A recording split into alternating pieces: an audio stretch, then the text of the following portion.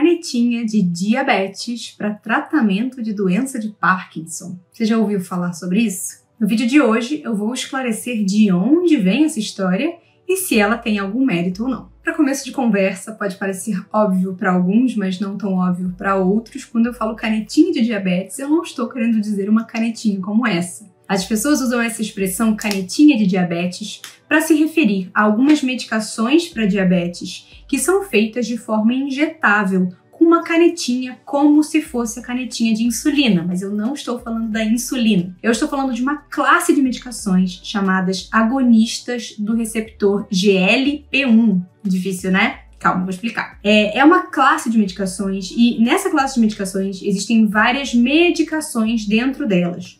O exemplo mais famoso, o exemplo mais conhecido é da medicação chamada Ozempic. Você já deve ter ouvido falar dessa medicação por aí. Tem muita gente utilizando não só para diabetes, mas também para emagrecer. O Ozempic é um dos remédios dessa classe de medicações. É uma classe que atua no receptor de dentro do nosso corpo, que é o receptor do GLP-1. Esse é o mecanismo de ação de todos esses remédios que fazem parte dessa classe. E é sobre essa classe que eu vou falar hoje quando eu me refiro a canetinha de diabetes.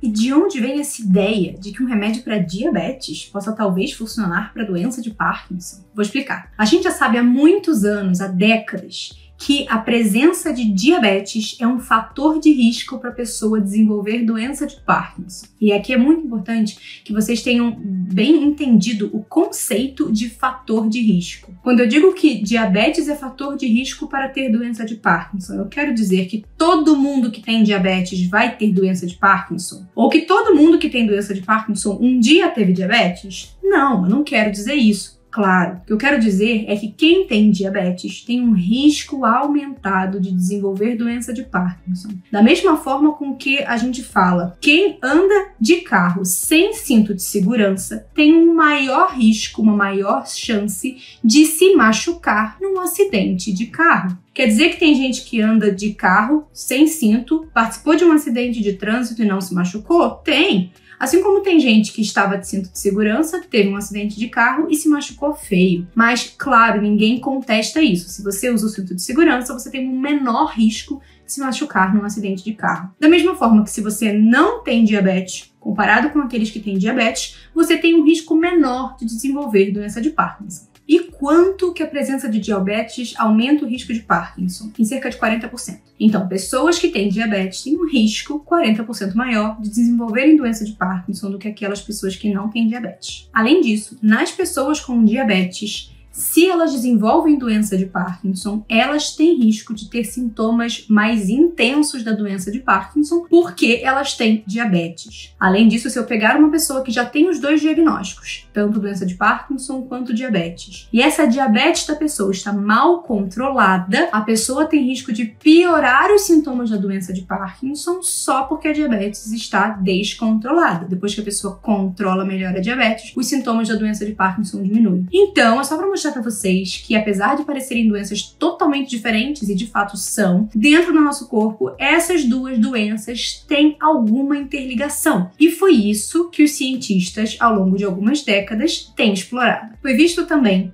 que pessoas que tinham diabetes e que eram tratadas para sua diabetes com essa classe de medicações, os agonistas do receptor de GLP-1, que eu falei lá no início do vídeo, essas pessoas tratadas com essa medicação apresentavam um risco menor de desenvolver doença de Parkinson. E aí começaram a tentar entender por que isso acontecia. E aí, após essa observação, o pessoal começou a ir para a bancada, ou seja, para pesquisa em animais, para pesquisa pré-clínica. E o que eles encontraram? Em animais com modelos de doença de Parkinson, os agonistas do receptor de GLP-1 eram capazes de aumentar os níveis de dopamina, diminuir a quantidade de perda dopaminética que esses ratinhos tinham ao longo dos meses, diminuir a neurodegeneração e aliviar tanto os sintomas motores da doença de Parkinson quanto os sintomas não motores da doença de Parkinson. A gente sabe que os sintomas da doença de Parkinson, eles são em grande parte causados pela diminuição da produção de dopamina no cérebro dos pacientes. Então, se a gente tem uma forma de aumentar a produção dessa dopamina, a gente geralmente tem uma melhora dos sintomas da doença de Parkinson. Mas nós não somos ratinhos, nós não somos camundongos. E a doença de Parkinson do rato, do camundongo, não é igual à doença de Parkinson do humano. Em modelos animais, os cientistas provocam a doença de Parkinson de uma forma que não é exatamente a forma que acontece em humanos. Então, pesquisas em animais são extremamente importantes e uma peça fundamental para a nossa vida como cientistas e como médicos, mas não é essa pesquisa que vai ditar uma mudança na forma com que a gente trata os nossos pacientes humanos. Aí a gente espera novos estudos. Agora vamos para a parte que mais nos interessa, como pacientes com doença de Parkinson, familiares de pacientes com doença de Parkinson e médicos que tratam de pessoas, e não de ratinhos, com doença de Parkinson. Vamos falar sobre as pesquisas em humanos. Eu vou resumir aqui para vocês os achados das principais pesquisas feitas nas últimas décadas. Eu vou começar, e eu anotei aqui os dados para lembrar dos números, por uma pesquisa publicada em 2013, tá? No jornal Journal of Clinical Investigation. Esse artigo foi uma pesquisa aberta,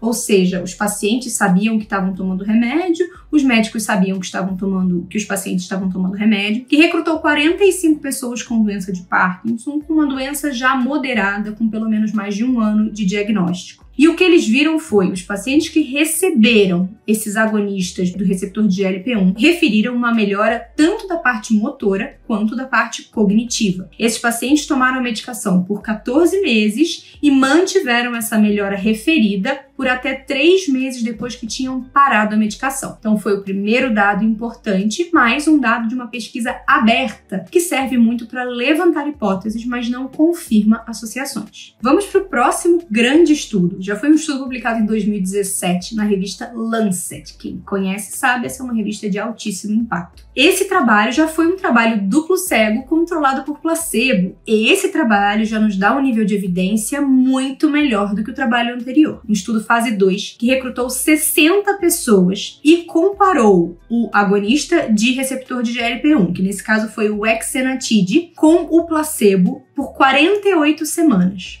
Depois, suspendeu a droga dos 2 grupos e avaliou esses 2 grupos por mais 12 semanas. E esse trabalho também foi positivo, mostrou uma superioridade da droga em relação ao placebo para a melhora dos sintomas motores. Vamos para o terceiro estudo, já publicado em 2022 na revista Neurology, também uma revista super importante no nosso meio. Eles recrutaram 37 pacientes com doença de Parkinson para receber a medicação, que foi o liraglutide, e 18 pacientes para receberem placebo. Era um estudo duplo cego, controlado por placebo, fase 2, bonitinho como manda o figurino. Nesse trabalho, eles avaliaram os pacientes, acompanhando eles por 52 semanas e também viram uma superioridade do remédio em relação ao placebo nas atividades de vida diária. Indo para o último estudo mais relevante que eu vou citar aqui hoje para vocês, foi publicado este ano de 2024, no mês de abril, então tem pouco tempo, na revista New England, que é uma também das maiores revistas de medicina que a gente tem na atualidade. Um estudo duplo cego, controlado por placebo, fase 2, que avaliou os pacientes tomando lixisenatide, que é outro remédio dessa classe de medicações, por 12 meses versus o placebo. E fez mais 2 meses em que eles tiravam o remédio e avaliavam o paciente depois, sem remédio, sem placebo. E eles também viram nesse trabalho uma melhora motora naqueles pacientes usando remédio em comparação com os pacientes usando placebo. E essa melhora foi sustentada mesmo 2 meses depois de terem tirado o remédio. Isso, inclusive, levanta uma hipótese de neuroproteção, embora essa hipótese ainda não tenha sido confirmada.